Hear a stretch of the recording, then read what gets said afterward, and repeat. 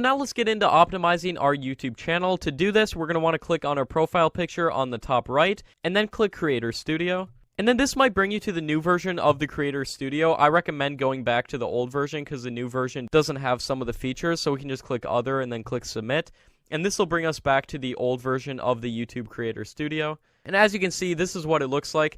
Now, first thing I recommend doing is clicking Channel on the left-hand side right there. And more than almost anything, I recommend you verify your YouTube channel. Now, this is super simple. All you have to do is click this blue verify button right here and put in your phone number and verify it. But this is absolutely crucial because by verifying your YouTube channel, it enables you for monetization and it enables you to put custom thumbnails, which are absolutely crucial. Putting good thumbnails, because usually the default thumbnails won't capture people's attention as much. We want to grab people's attention, so we're going to need those custom thumbnails, so make sure you do verify your YouTube channel. And verifying super simple. You can just text a verification code or have it call you.